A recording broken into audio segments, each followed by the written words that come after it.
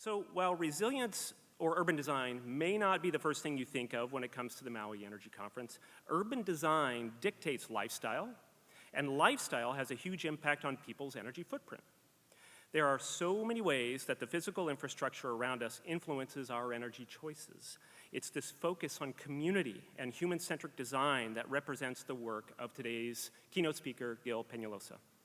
Gillermo, or Gil Penalosa, is passionate about cities for all people. He advises decision makers and communities on how to create vibrant cities and healthy communities for everyone, regardless of age, social, economic, or ethnic background. Gil is the founder and chair of the internationally recognized Canadian nonprofit organization 880 Cities, and if you've not spent any time on the website, I really encourage you to do so. It's a fabulous and fascinating organization. He is the chair of World Urban Parks, as well as a senior advisor to Children and Natural Network and Vision Zero Network. Because of Gil's unique blend of experience, pragmatism, and passion, his leadership and advice has been sought out in more than 250 different cities across 6 continents. Before immigrating to Canada, Gil was commissioner in Bogota, Colombia. He holds an MBA from UCLA's Anderson School of Management, where he recently was selected as one of the 100 most inspirational alumni in the school's history. He also received a doctorate honoris causa from the Faculty of Urban Planning at the prominent University of Sweden. Finally, I just want to say that Gil's approach is to work with people and communities across multiple sectors to inspire the creation of cities that are easily accessible, safe, and enjoyable for all. His focus is the design and use of parks and streets as great public spaces, as well as sustainable mobility. Personally and collectively, we are so grateful to have Gil here to kick off these discussions over the next 2 days and to join us here in beautiful Maui. Please help me welcome Gil Penalosa to the stage.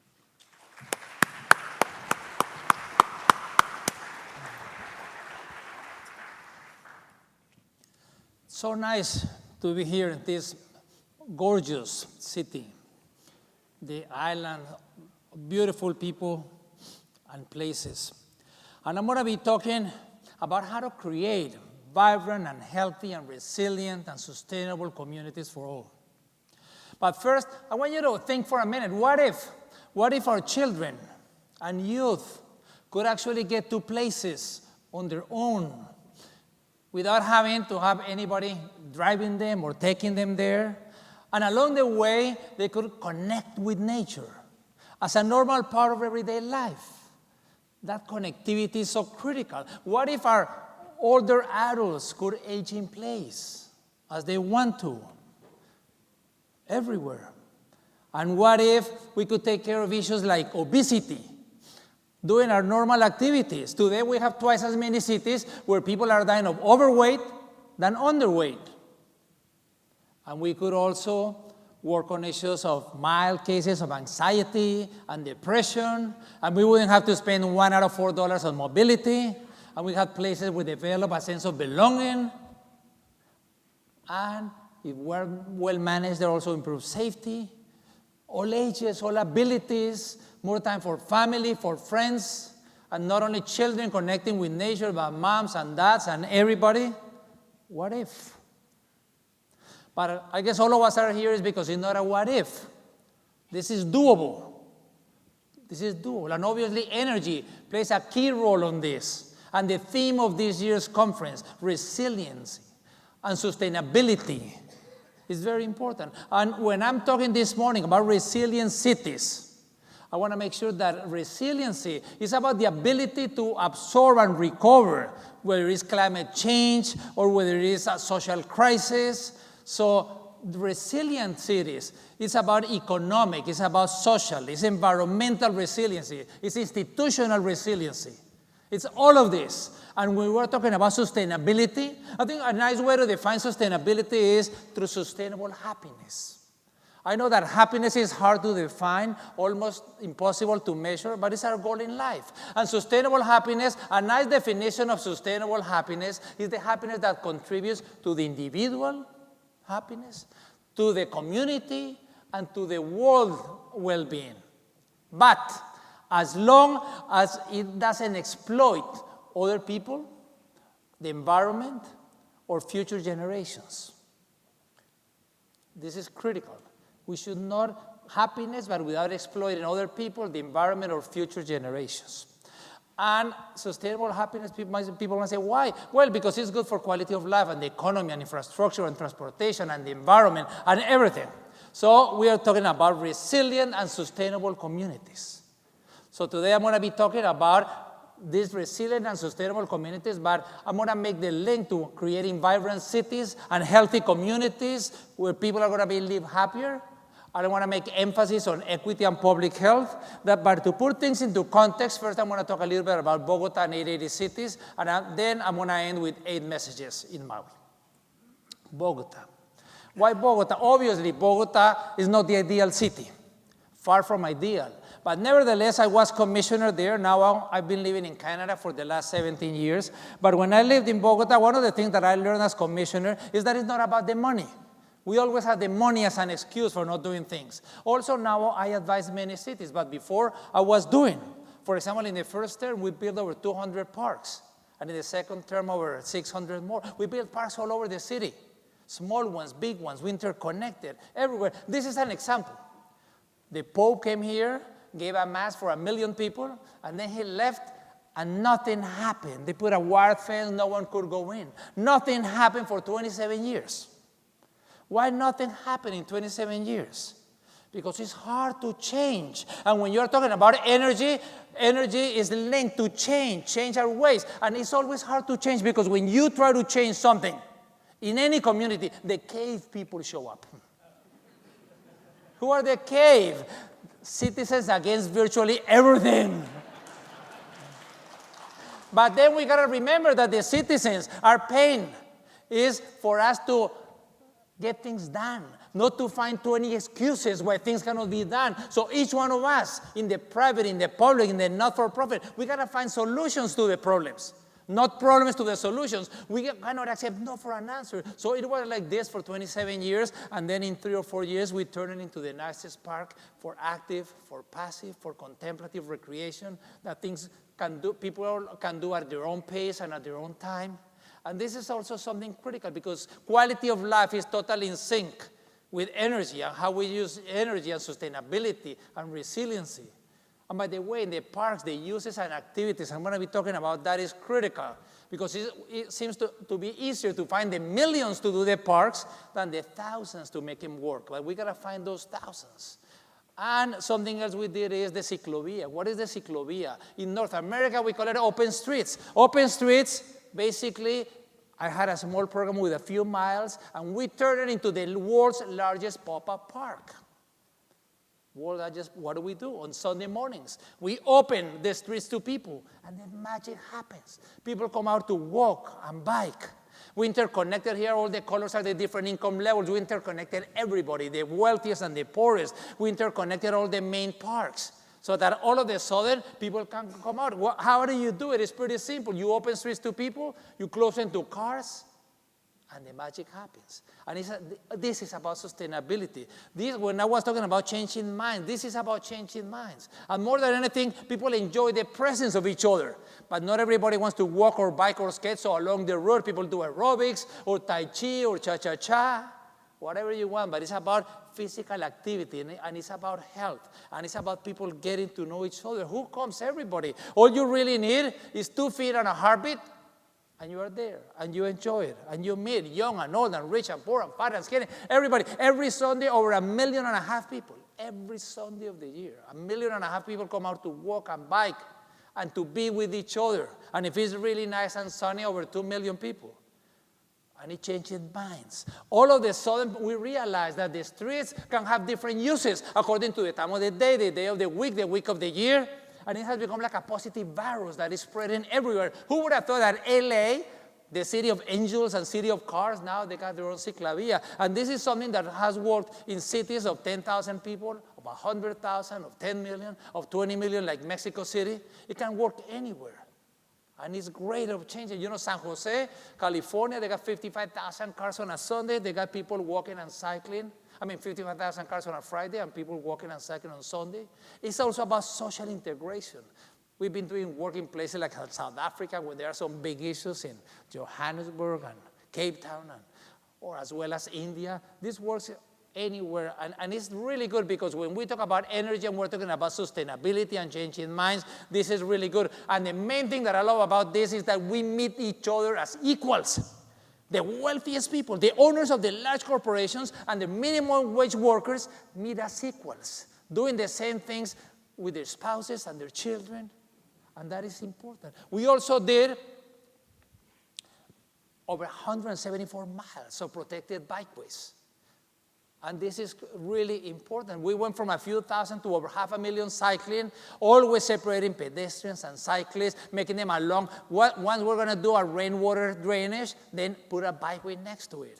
And so one of the things interesting about these bikeways is that when you think of Bogota, there are some areas that are so poor that it's almost impossible to imagine in wonderful Hawaii. But how also we can transform places with really nice sidewalks, with really nice bikeways. And why do we need really nice bikeways? It's not only because it's going to be safer, but it's also because we need to dignify the pedestrian. We need to dignify the cyclist. That's why it has to have really nice trees and lights and quality. So it's about changing. And all of this has to do with the energy. How do we move around? Where do we live?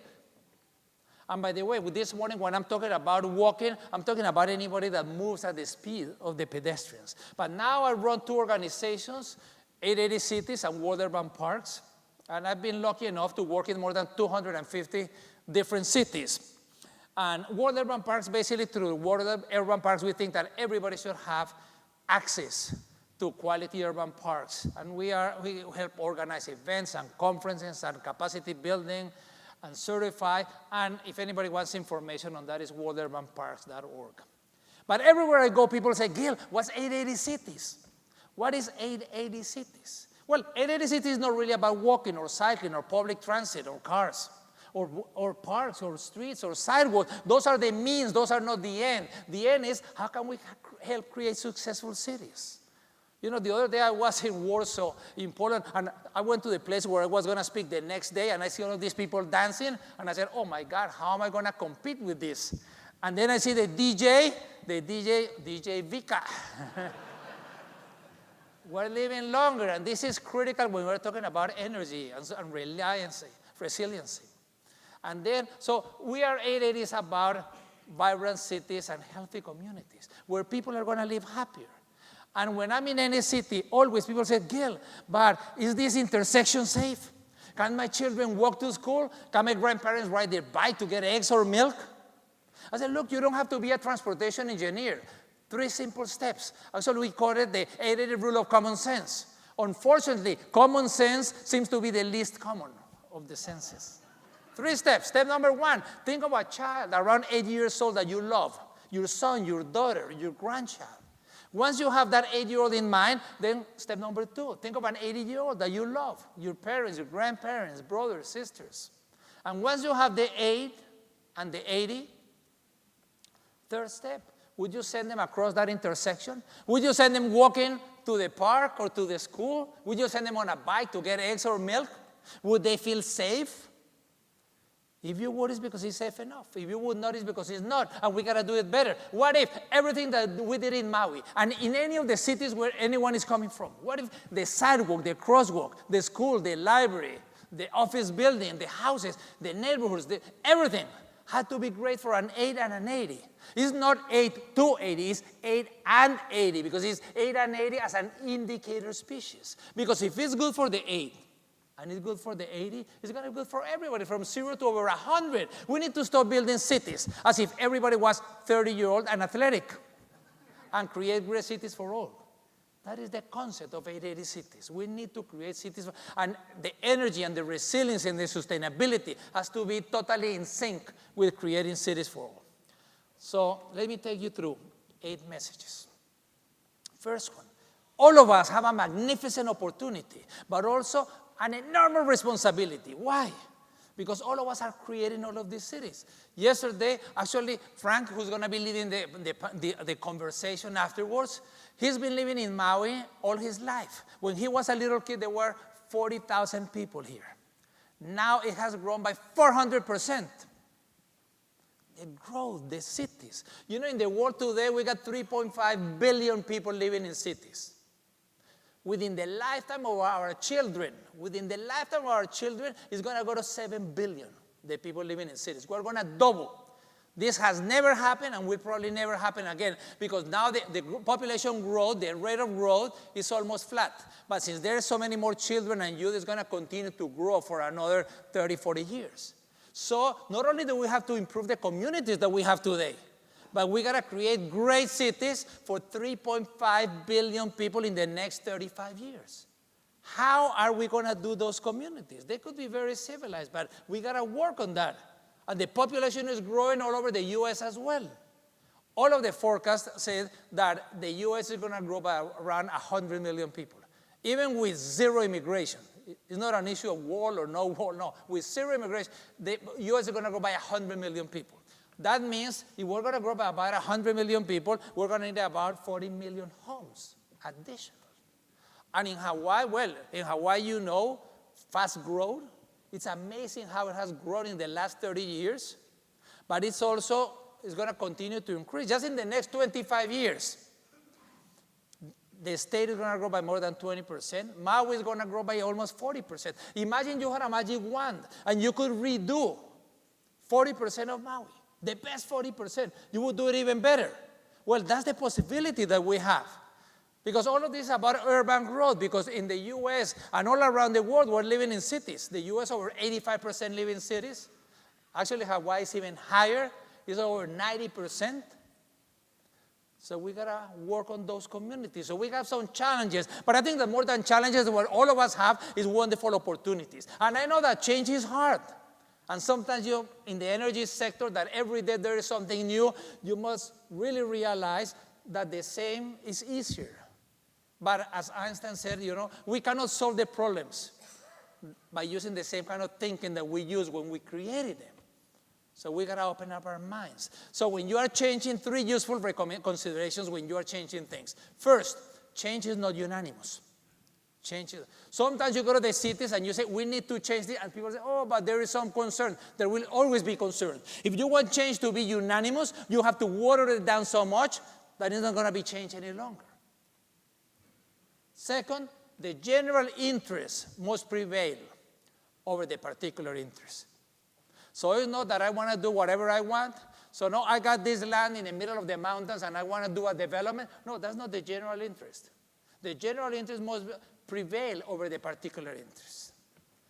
It's not that if you're going to do widen the sidewalk, oh, but my business, no. Give me the same argument of your business, but based on the general interest. So at any public meeting, ask people to give you the arguments based on the general interest, not on the particular interest. And third is, when you say no to something, you're also saying yes to something else. So when you say, okay, within the communities in Hawaii or in Denver or anywhere, we're going to promote the use of bicycle.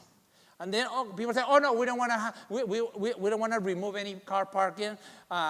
We don't want to do those bike lanes. Okay, that's fine. But then when you're saying no to that, you're also saying yes to more obesity, yes to more bad quality of air, yes to more sprawl.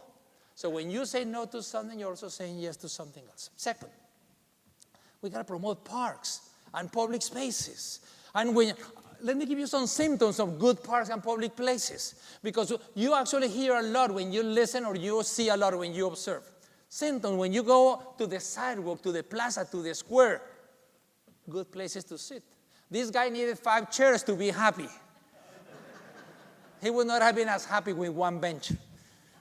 Sometimes we see, you know, monkey see, monkey does, but other times it's people see, people do. We do sidewalks and we don't put benches on the sidewalks. Or actually we even put nails so people won't even sit. This guy had to sit on his briefcase while his friend fainted. And his wife had to sit on the baby. But once you get nice places to sit, it's kind of magical. Magic really happens. Even in the middle of the winter, this woman comes out and people sit in movable chairs and they don't even sit facing each other. They sit facing others. They want to see it starts to rain and people won't even move. Another symptom is sociability. If you see people talking to each other, that's something that is really nice. This is critical for happiness and for sustainability, the issue of sociability. The number one issue, concerns of older adults, is isolation. So sociability is critical. Another symptom is diversity. When you see children, and you see youth, and you see older adults, and you see people with disabilities. Another one is affection.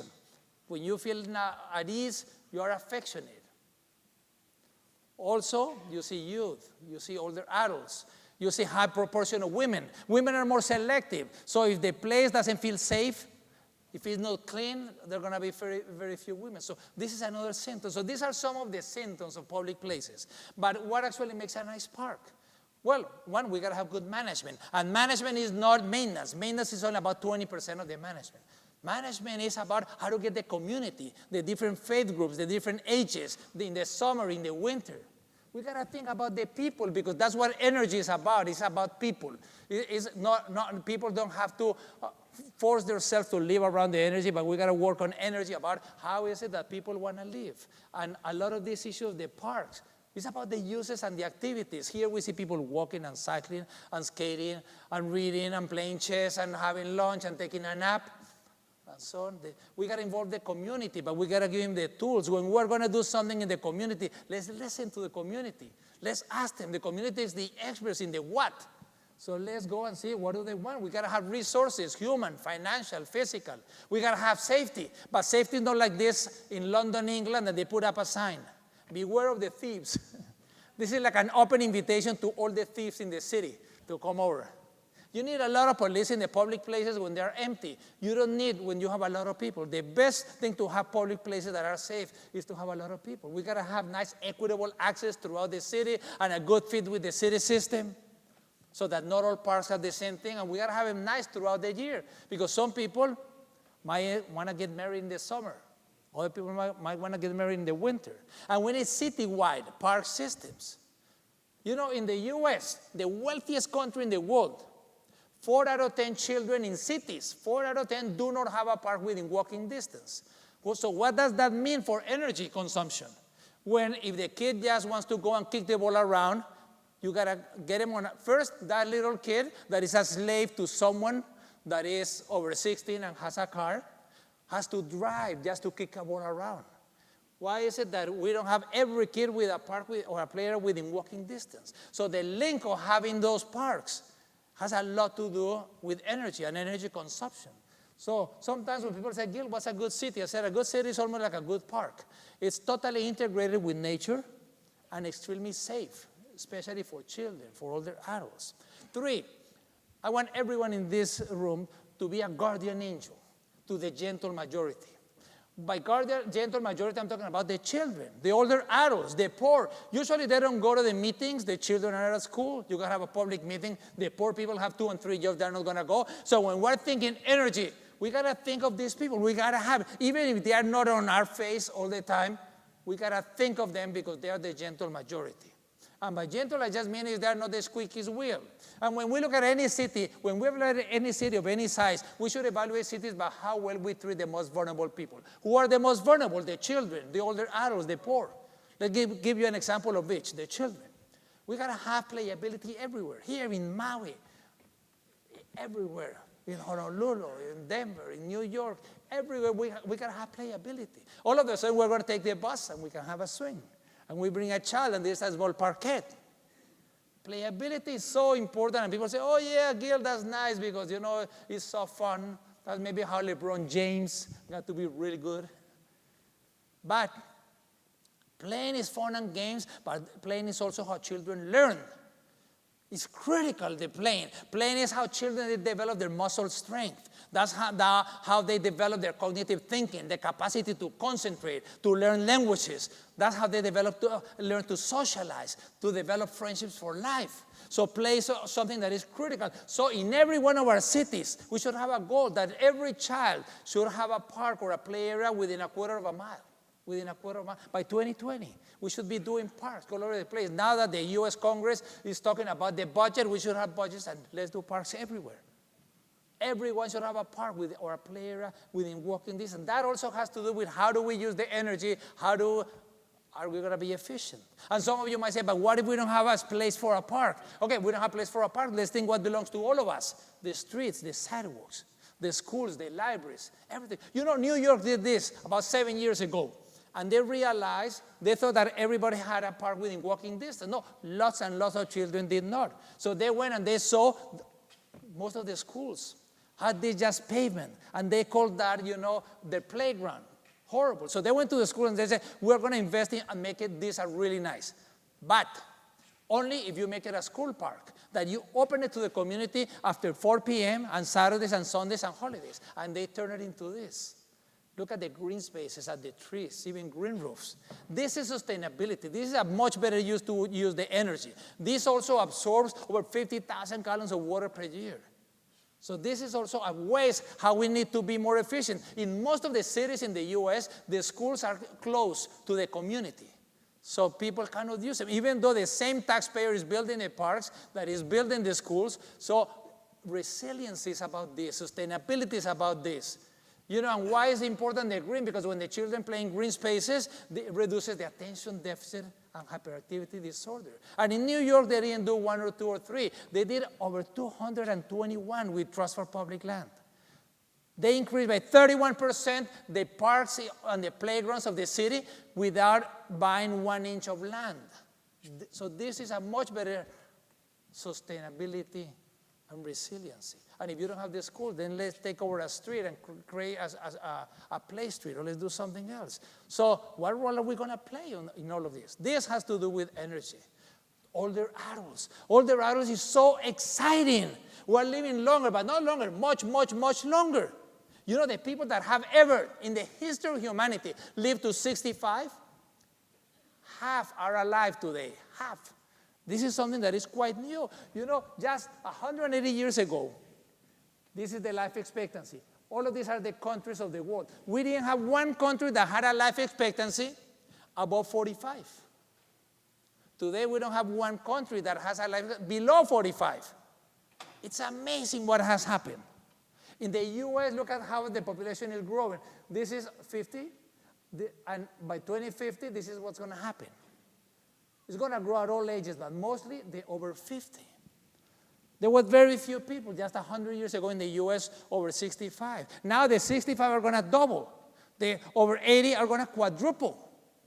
And I think the biggest waste of resource in North America, but also in Hawaii and around the world, the biggest waste of resource are the older adults. People retire, and we assume that they have died. And we cross them out when they got 20, 30, 40 years left, and they are healthier and wealthier and more knowledgeable and more traveled and have more experience. They could be teaching English to the immigrants. They could be tutoring kids in the schools. They could be organizing activities so that older adults will be happier doing yoga and Tai Chi and things in the parks and doing activities. It's not about retirement. It's about rehirement. People want to be active. They are hungry to learn. Our universities should be full of older adults, learning about music and history and cooking and painting and swimming and all kinds of activities. It's such a fantastic resource that we got to take advantage. You know, in the U.S., if we had been born 200 years ago, the life expectancy was just 39. Today, we more than double the life expectancy. We learn to survive. But when we have all of these issues of climate change and health crisis and traffic and economic crisis, it's clear that now we got to learn how to live. And in many ways, a conference like the Energy Conference is about that. It's about learning how to live. How are we going to live? What role are we going to play? So the way we use energy and the way we live are totally in sync. And a lot of this has to do with the built environment. So how are we going to work on this? You know, the population over 65, in just 25 years, in the U.S., is going to be 1 in 4. 1 in 4. When 30 years ago, it was 1 in 10. Now it's going to be 1 in 4. And in Hawaii, it's going to be 1 in 3. So what kind of cities do we have? How are we going to live? What kind of energy? So anybody thinking energy should be thinking on the older adults. It's a critical mass of the population. So this is about resilient cities and sustainability, the quality of life of the people, the older adults. And then the third element I was mentioning is the poor. Well, I'm talking about equity. I'm not talking about equality. The other day I saw a cartoon that was really nice that explained this. This is equality. No, some people are starting so far behind that not everybody needs a box. Some might not need any box. Others might need 2 or 3 boxes. So this is a nice difference. It's about equity. And we're not doing a good job. In the wealthiest country of the world, 1 out of 5 kids lives in poverty. And when we're talking about geographical equity, the other day I was working in Cleveland a few months ago, and I went with the mayor, and I saw in this part of the city, the life expectancy is 64. And then we got on the car and we go to another part of the city, 8 miles apart, and the life expectancy is 90. And I was telling the mayor and then the audience, I said, I don't know what is worst, that this happens or that people have assumed that this is normal. That if you, by luck, you are born in one part of the city, your life expectancy is going to be half of what other people in other part of the city. How is it that it's going to be 64? And it's not because it's Cleveland. You go to Washington, you go to New Orleans. Almost every city, this is happening. So what is the role of energy in all of this? In some parts of the city, you got 5 times more acres of parkland. And issues of mobility. We got to have about equity. You know, people are spending $1 out of $4 on mobility when they have a car. That's a huge issue. How are people going to move around in the future? 1 out of 4. And if they are low income, it's 40%. You know, if people walked or bike or used public transit, it would be only 5%. The reality is that there is nothing that the government can do that would have a higher impact on the economy of a family, of a person, than allowing people to downsize from 2 cars to 1 or from 1 to 0. And that would also be great for the community because then instead of spending $8,000 on a car, they would be spending that in the restaurants, fixing their basement, their gardens. The money they would be staying in the local economy, not in cars built in China. 4, sustainable mobility. We got big issues here in Hawaii. Only 6% use public transit and 4% walk to their commute. Almost everybody uses their cars. And the trend is getting worse. As we can see, all of the trend, the drive alone is increasing, the carpool is decreasing, public transit is stable. By the way, when I'm talking about walking or cycling, it's not a joke. It's not a frivolity. Walking and cycling is the individual mode of mobility, the only individual mode of mobility for most people. Actually, the only individual mode of mobility for every child and youth. If you're under 16, you might be the son or the daughter of the wealthiest person in the U.S. But if you're under 16, your only individual mode of mobility is to walk or to bike. So having really nice, safe, and enjoyable places to walk and to bike should be like a human right. The right to safe and enjoyable mobility. Unless you think that only the people that have the money and the age and the desire to drive a car have a right to individual mobility. That's why we're talking about democracy and human rights and equality and sustainability. Because everything is linked to everything. So we got to, for example, promote walking. Walking, everybody here. Who came walking today? Just a couple of hands. You know, everybody. I don't see any cars in this room. I don't see any buses. Every single trip begins and ends by walking. We walk to the car. We walk to public transit. We walk to the bikes. We walk to places. That's how we were created. Just like the birds, they fly or the fish swims and the deer runs. People, we walk. We walk everywhere. And that's also why we're so happy. You see the children walking and the youth and the adults and the older adults. We walk in the summer. We walk in the winter. People walk. But we got to make it safe. We got to make it safe. Yesterday, people driving cars, people driving motor vehicles yesterday killed 741 people walking. That's more than 1 person every 2 minutes. That's not civilized. They are not accidents. Accidents is when there is nothing we could have done. They are incidents. That's why in many cities in the U.S., they are adopting Vision Zero. Vision Zero is saying no one should be dying on our streets. Whether they're walking or cycling or in cars or in public transit, we got to make our streets safe. That's part of sustainability, and that's part of resiliency. And if we're going to improve walking, it's not that hard. First, we got to make pedestrians a priority. They're not like this, or allowing cars to go on the sidewalks. You know, we're telling many people, we're telling this woman every single day, you are a second-class citizen, when we don't even build a sidewalk for a person. If we're going to improve walkability, we got to lower the speed in all residential areas. 20 miles should be the most. Not because 20 is plenty, sounds nice, but it's because if you get hit by a car at 20 miles an hour, there is only 5% probability of being killed. At 40 miles, it's over 80%. And there are many, many studies that show this. Also, people are going to do a lot more walking when the cars are going slow because it's enjoyable to walk when the cars are going by slow. It's not enjoyable to walk when the cars are going at 40 or 50.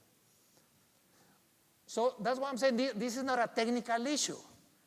If we put a small crosswalk, all of a sudden we eliminate half of the incidents in the intersections, in the crosswalks. Why are we still doing crosswalk without a small island when we know that we need them in order to make it safe for the children, for the older adults, for everybody? By the way, older adults are killed in intersections 3 times as many as the proportion of the population. So if we're going to have 1 out of 3 people as over 65, what kind of life? We really need to have good quality of life for everyone. That's why we're also talking about sustainable mobility, which also includes riding bicycles, using public transit, new uses of cars. I'm not saying that this is the end of the car industry, but the way we use cars is changing very, very, very rapidly. In the US, in the last 4 years, the young people, 16 through 24, purchased fewer cars than in the last 40. Got fewer driver's licenses than in the last 40. So we're thinking of new uses of cars. Electric cars, driverless cars, many ways. The older adults are terrified of losing their driver's license. They are so terrified. In the US, over 600,000 older adults lose their driver's license every year. A doctor analyzed that the psychological impact is the same as when they are diagnosed with cancer. It's not because they love cars, it's because they love mobility. And this has to do with energy. How are we going to do our cities? The sprawl. How are we going to move around? And some people say, oh, but all of this is going to solve to driverless cars. Well, if we don't change our behavior, this is what cities look like without driverless cars, and this is what they're going to look like with driverless cars. We need to change our behavior. Also, we can ride bicycles. Riding bicycles is also a very low use of energy, and where we can do other activities. It's something that could be critical and could be really improve our lives in so many ways. But if we're going to improve bikeability, it's not about painting sharrows on the streets because the cars do not respect or doing signage or parking. No, all of that is good only for the 1% that is already cycling. If we want people to actually, new additional people cycling in our cities, all of those is like having the saddle before the horse. No, the only 2 things that really improve cycling in any city, whether it's Maui or Honolulu or San Francisco or anywhere, is to lower the speed in the residential areas. And 2, to create a network of protected bikeways. So everything I said about the 20 miles for walking, same for cycling. But we got to create a minimum network, a network of 4A bikeways. What is 4A? All ages, all abilities. All ages, all abilities. So we got to have protected bikeways that separate the cyclists from the cars, from the sidewalk.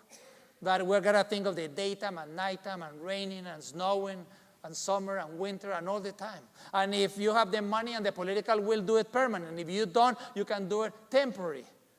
But it's not just painting a line. That is not going to make it. That is not all ages, all abilities. That works only at 7 a.m. on a Sunday when there are no cars. But what is hard is to get the space. So once you get the space, don't just paint a line. Enhance that painted line.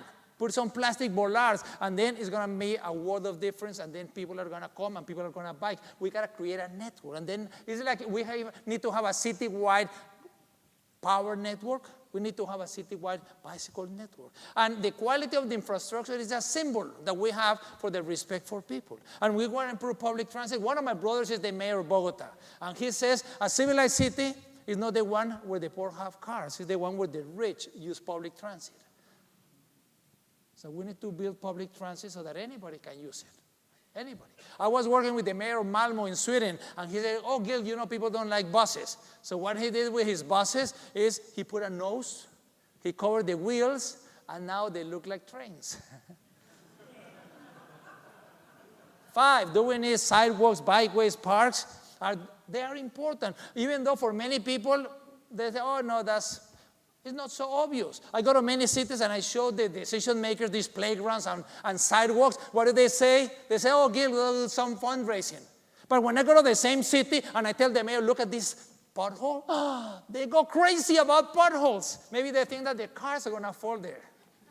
And then the media play, this TV station hire a woman, all she does measures potholes and has a section on the TV news Tuesdays and Fridays at 6 p.m. And the citizens, they get organized to pressure the city around the potholes. And finally, when they take out the pothole, elected officials and engineers go and celebrate. And you say, why? Maybe it's because when we look at our cities from the air, the biggest public space are the streets. And public, in fact, public belongs to everybody, young or old, whether people drive or use bikes or whatever. The streets are between 25 and 40% of our city. So from the point of view of energy, how are we going to use that space that belongs to all of us? 25 to 40% of our city. So we got to start thinking, what is the smart way to use the streets? We know that walking and cycling and using public transit takes a lot less space. This is something that is critical because this also has to do with how do we use our energy. And how are we going to be competitive? This city used to have a river going through the middle, and 40 years ago, they said efficiency, efficiency. So they built a road on top of the river. But about 7 years ago, or 8 years ago, they said, how can we go to Hawaii and bring the best people to live here? I said, they probably don't want to live in this place. So someone said, wasn't there a river going down? And they brought it out.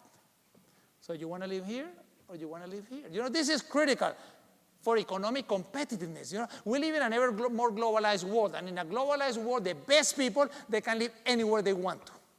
This is something that is very important for the energy people because people can live anywhere. However you define best, it can be the best engineers or medical doctors or pizza makers or musicians. If I'm a really good carpenter, I can live anywhere in the world. So where am I going to live? Wherever me and my spouse and my children have the best quality of life. So we need every day, the public and the private sector in any city should be waking up thinking, how can we retain our best people? How can we attract? I'm not talking an issue of quantity. It's not quantity. The U.S. is so far ahead in the world that if you open the doors for 24 hours, you can double the population. It's not quantity. It's quality. And each city is competing on how to attract and retain the best people. Are we going to do streets for cars or streets for people? Because we can do one or we can do the other. Streets for cars or streets for people? Are we going to do streets that look like car storage or streets that actually help create communities? How do we want to live? We dream that this is how we want to live, and then we go out and build this. We are not consistent. Whoops, I don't know what happened.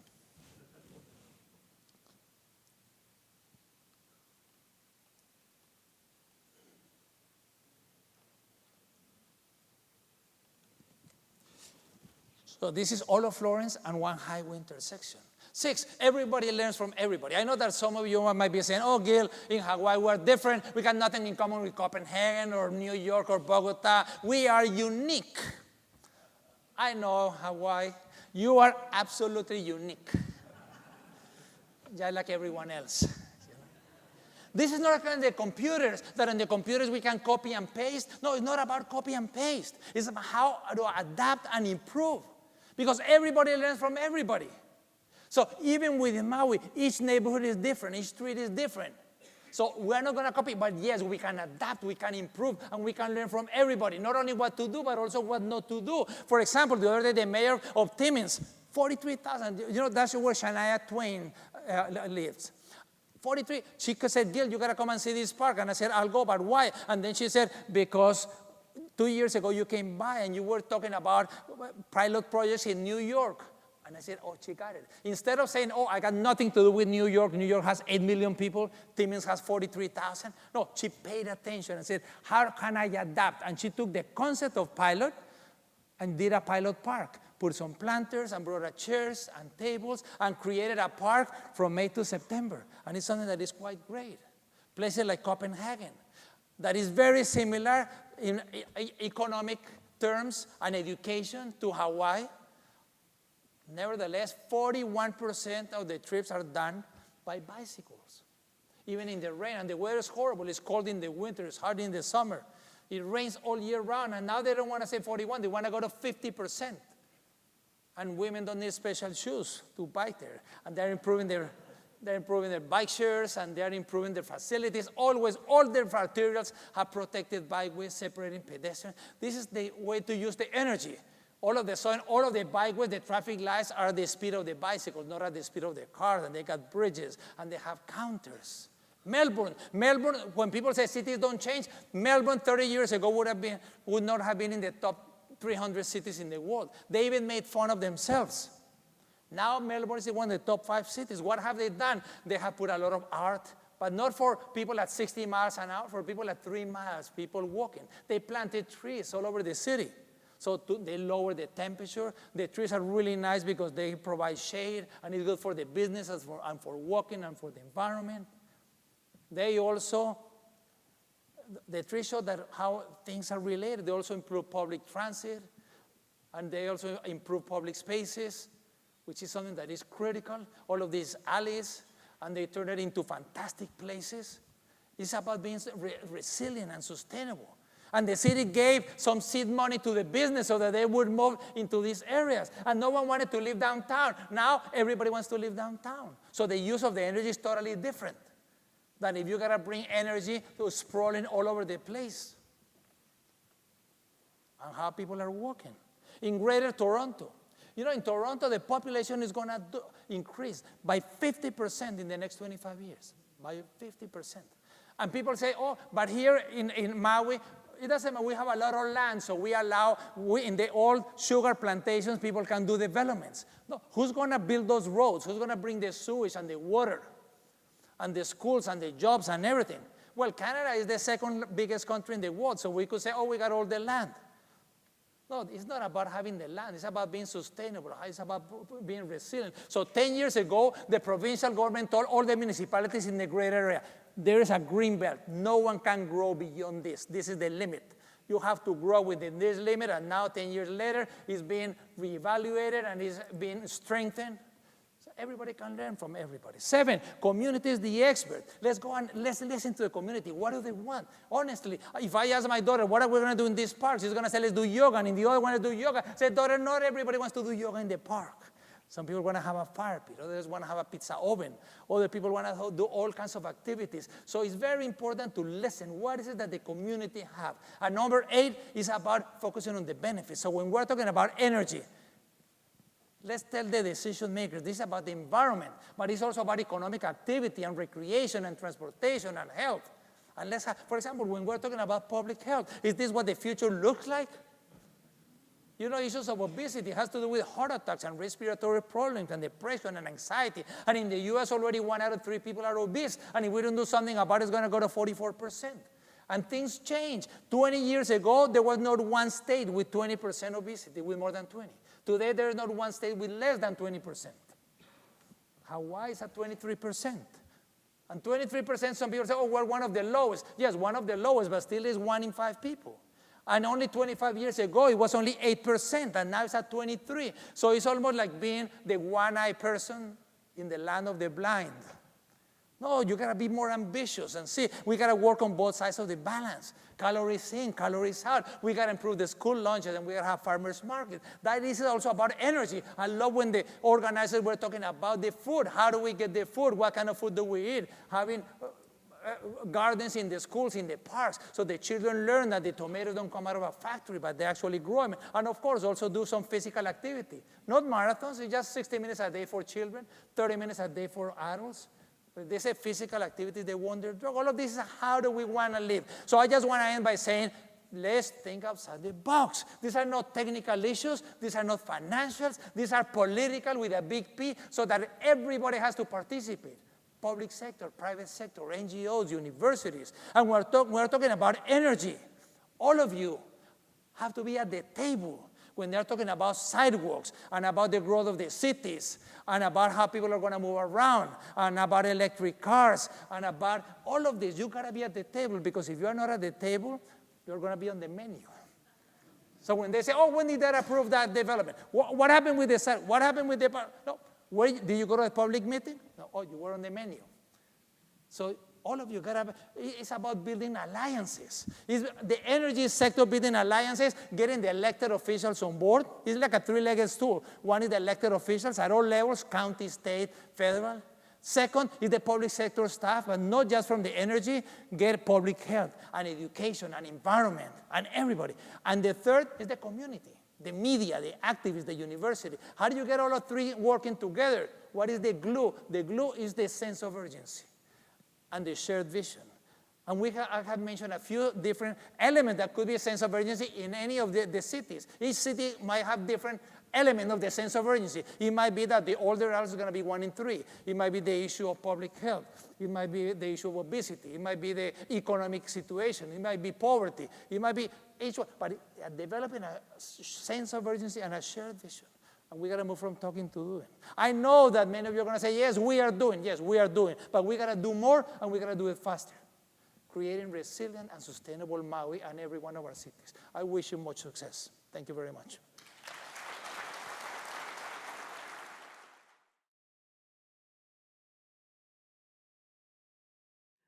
Thank you very much for giving us sort of a context for the rest of the conference, Gil. We're going to do what we say in Hawaiian Pidgin is talk story a little bit over here today, which means we're going to have a conversation. So I'm going to start off the questions here this morning. As I understand your definition of resilience, it focuses on the human impact of change, whether it be in a city like Bogota of 8 million people or an island like Maui, which has just over 150,000. As I listened to your call to action, I was left thinking, yet change is never unanimous, but is there a role for building consensus and developing shared values within your framework? Or is this more of a process of showing people they don't know what they don't know? Well, I think it's a little bit of both. But I think that when I mentioned that it's very important to realize that change is not unanimous, it's because change is hard. So people are always a little bit afraid. So sometimes in change, sometimes it's good to do, if you can, to do pilot projects. And through pilot projects, then open up people's minds. For example, in New York, when they were going to do some bike lanes, and then people told the commissioner, Janet Sarikan, they said, oh, Janet, you got to do an environmental assessment first. She said, oh, okay, we'll do it. She said, oh, no, but it takes 2 years. She said, let me look at it. So don't take no for an answer. She looked through the law, and she saw there was one line that said, if you do a pilot project, you don't have to do a two-year environmental. You can do it at the same time. So at any one time, she had more than 125 pilot projects in New York. But more than that, what she realized is that doing pilot projects, it is easier with the people that don't want to do things, with the cave people. Because all of a sudden you say, okay, we're going to do this, and we're going to do this bike lane is a pilot project for 2 years. Let's see how it works. If it doesn't work, okay, we get rid of it. And then, but if it works, then we make it permanent. So I think that trying to make those is something that is, and also the thing that I'm talking about is not only about New York, 8 million people, also Maui with 150,000 is very, very relevant. The city where the last one that I showed that used to have a river and they paved on top of the river is a city of also 140,000 people. Some of the examples of Timmins where, we got to remember whether your city has 100,000 people or 10 million people, if you're under 16, you don't drive. So your only individual mode of mobility is to walk or to bike. Whether your city has 10,000 people or 10 million, you need public transit. In one, you might need underground subways. In another one, you might need 1 or 2 buses. But for those people that are not driving. Also, people are living longer. People are living longer here, actually longer in Hawaii than in the other states, but people are getting older here, and people are getting older in the big cities as well. So all of these issues that we are talking about, the uses of energy and the quality of life and how people live, is just as relevant for the city of 100,000 than for the city of 10 million people. The solution, the specific solution might be different, but the concern is going to be similar. I was also struck by your emphasis on collective political will as versus the technical and economic challenges of creating resiliency, especially creating inclusive urban spaces. We have a lot of technically minded people today here working on very difficult problems, one of which includes the best mix of resources that will provide affordable, clean energy that will impact the quality of life of those people in the spaces that you would like to create. What would be your message to them, and what's their place in this process? Oh, I think the technical people have a fantastic a role to play, because of course we gotta continue finding new ways to improve and do things, but we gotta have clear that we need to do cities for people. So people have to be at the core, people have to be at the center. It's not just tokenism. We honestly have to do, and when I say it's not about technical, is look, if you get a group of 10-year-olds and you put them in a room and you say, oh, you know, we have a huge problem of energy. Now we're going to reduce the energy and we're going to have gasoline only to move 10% of the vehicles in the city. Go in there for 30 minutes and tell us what should the mayor do around this. The kids go into the classroom. They don't need 30 minutes. They come back 10 minutes later and they're going to say, you know, not rocket science, you know, we got to have public transit. Instead of having cars moving one person, we got to have buses moving 60 people.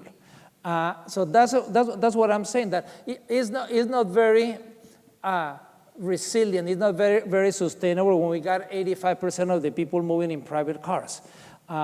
So at some point we need to invest in public transit. We need to invest in walkability, in bikeability. I've seen, you were kind enough to take me through some neighborhoods yesterday. So many neighborhoods here in Maui that do not even have sidewalks, or the sidewalk is for a little bit and then it disappears and then it appears again. And they say, oh, we don't want sidewalk, everybody drives. No, if you're not over 16, you don't drive. So you are making those kids under 16 to be slaves to someone who drives, even just to go out and get an ice cream. So we need to do those things.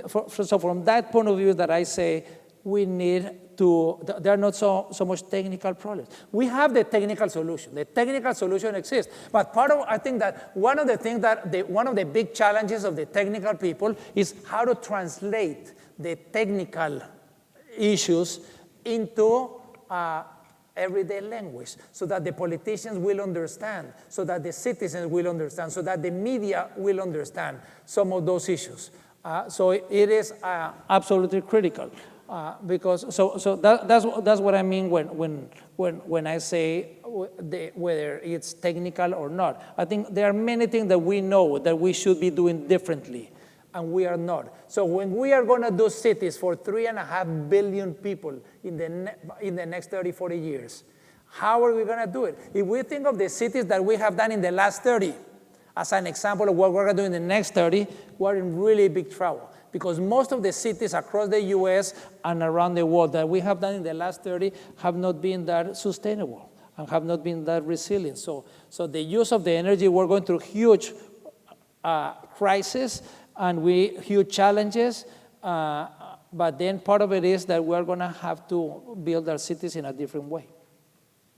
Okay, I think we're coming down to the close of our time. Gil has given us a lot to think about for the rest of the conference. He's kind of set a tone for us in terms of our discussions, and as Doug was saying this morning, the issues that are facing us in regards to other sources of energy as we look beyond just the electricity and the utilities. But we'd like to thank you. I also, one last comment on the technical people. I think it's very, very important that you build alliances.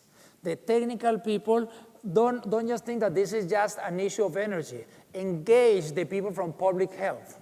Engage the people from the economic development, the people from planning, the people from transportation. Create broad alliances. Engage the universities. Get involved with the universities and also the different departments in the universities, with the schools, with the citizens, with the media. Educate the media on issues around, so that we really raise the level of the discussion, and it's not just whatever sounds nice and a nice soundbite that is going to win on the decision, but actually what is really good for the general interest. So each one of you could play a fantastic role by creating broad alliances where the issue of the energy is something that everybody is talking about and everybody's getting engaged, and the more educated, most likely, the better decisions.